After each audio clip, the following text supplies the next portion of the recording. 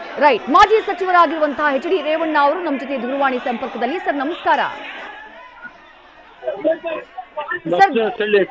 ಹಾ ಹೇಳಿ ಸರ್, ಹೇಳಿ. ಇವತ್ತು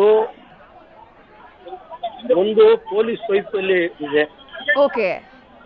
ಎರಡನೇದು ಚಾಲಕ ಅತಿ ವೇಗದಲ್ಲಿ ಬಂದು. ಓಕೆ.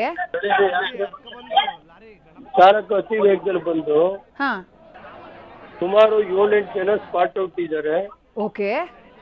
ಸುಮಾರು 15 ಇಂದ 25 ಜನ ಅಂತ ಇಲ್ಲಿ ಹೇಳ್ತಾ ಇದ್ದಾರೆ. ಇನ್ನು ಅಲ್ಲಿ ಹಾಸ್ಪಿಟ್ಲಿಗೆ ಕರ್ಕೊಂಡು ಹೋಗಿದ್ದಾರೆ. 4 ಗಂಟೆಯಿಂದ ಇಲ್ಲೇ ಇದ್ದಾರೆ. ಸುಮಾರು ಒಂದು 2-3 ಸಾವಿರ ಜನ ಇದ್ದಾರೆ ಎಲ್ಲಾ ಕಡೆಯಿಂದ. ಇಲ್ಲೇ ಪಕ್ಕದ ಹಳ್ಳಿ ಕಬ್ಬನಹಳ್ಳಿ ಅಂತ ನನ್ನ ಕಾನ್ಸ್ಟಿಟ್ಯೂಷನ್ ಮುಖ್ಯಹಳ್ಳಿ ಇದ್ದ ಊರವರು ತೀರೋಗಿದ್ದಾರೆ. ಈಗ ಅವರ ಕುಟುಂಬಕ್ಕೆ ಕೂಡಲೇ ಸರ್ಕಾರ ಪೊಲೀಸ್ ವೈಫಲ್ಯ ಮತ್ತೆ ಆ ಲಾರಿ ಮುಂಚೆನೆ ಇವ್ರು ಏನ್ ಮಾಡ್ಬೇಕು, 5 ಅಡಿ 4 ಲೈನ್ ಇತ್ತು. ಒಂದ್ ಕಡೆ ಬರ್ತಾ ಇದ್ದಾಗ ಆ ಕಡೆ ಅಡ್ಡ ಹಾಕ್ಬೇಕಾಯ್ತು. ಆ ಕಡೆ 500 ಮೀಟರ್, ಈ ಕಡೆ 500 ಮೀಟರ್. ಯಾರು ಪೊಲೀಸರು ಇಲ್ಲ ಅಂತ ಹೇಳ್ತಾರೆ.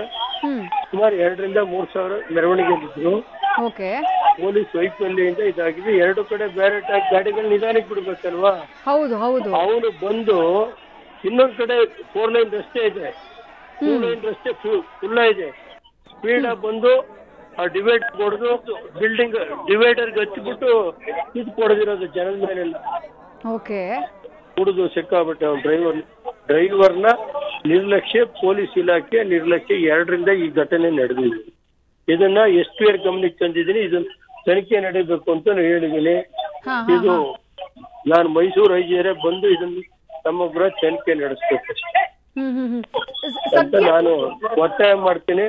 ಮತ್ತೆ ಕುಟುಂಬ ಏನ್ ನೋವಿದೆ ಅದನ್ನ ಸರ್ಕಾರ ಕೂಡಲೇ ಗಮನ ಹರಿಸಿ ಆ ಕುಟುಂಬಕ್ಕೆ ಕನಿಷ್ಠ 15 ರಿಂದ 20 ಲಕ್ಷ ದುಡ್ಡು ಕೊಡ್ಬೇಕಾಗುತ್ತೆ.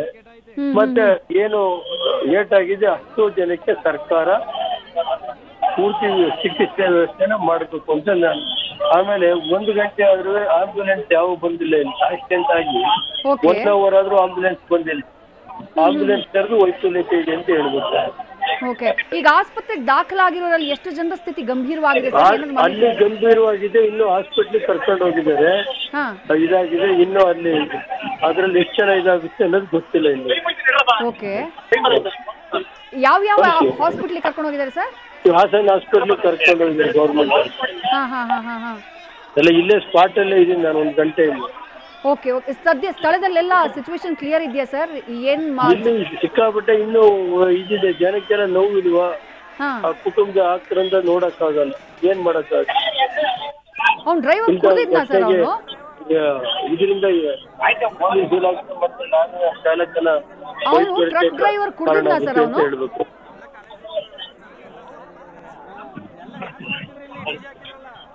ನೋಡಪ್ಪ ರೇವಣ್ಣ ಸರ್,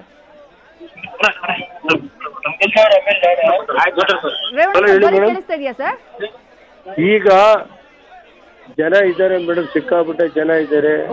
ಜನಕ್ಕೆ ಏನಾದ್ರು ನೋವಿದೆಯಲ್ಲ ಮೇಡಮ್, ಸಂಬಂಧಿಕರನ್ನ ತೀರೋಗಿರುವ ನೋವಿರುತ್ತೆ. ಇಂಥದಕ್ಕೆಲ್ಲ ಮುಖ್ಯಮಂತ್ರಿಗಳು ನಮ್ಮ ಜಿಲ್ಲಾ ಉಸ್ತುವಾರಿ ಸಚಿವರು ಕೂಡಲೇ ಅದು ಗಮನ ಹರಿಸಿ ಕನಿಷ್ಠ ಆ ಕುಟುಂಬ ತೀರೋಗಿದ್ರಲ್ಲಿ ಅವ್ರಿಗೆ ಒಂದು 15 ರಿಂದ 20 ಲಕ್ಷ ಕೊಡ್ಬೇಕಾದ್. ಏನ್ ಎಲ್ಲೆಲ್ಲೋ ಕಳೀತಾರೆ. ಸರ್ಕಾರದ ಈ ಡ್ಯೂಟಿ ನಡೀತಾ ಇತ್ತಲ್ಲ, ಏನೊಂದು ಬಡವರಿಗೆ ಕೊಟ್ರೆ ಏನಾಗಲ್ಲ. ಇಂಥ ಅದು ವೈಫಲ್ಯತೆ 2.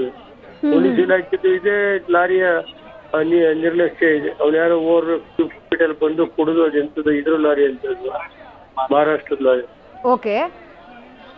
ಅವ್ನು ಕುಡ್ದಿದ್ನ ಸರ್? ಅವ್ನು ಫುಲ್ ಕುಡ್ದಿದ್ನ? ಅವನು ಏನ್ ಹೇಳ್ತಿದ್ದಾರೆ ಅಂತ ಹೇಳ್ತಾರೆ. ನಾವ್ ಮೆಡಿಕಲ್ ಚೆಕಪ್ ಅವ್ರು ಮಾಡ್ಬೇಕು, ಪೊಲೀಸ್ ಇಲಾಖೆ ಹೇಳ್ಬೇಕು. Right sir, right sir. Thank you sir, thank you. News first, ನಿರ್ಭೀತಿಯಿಂದ ನಿಮ್ಮ ಪರವಾಗಿ.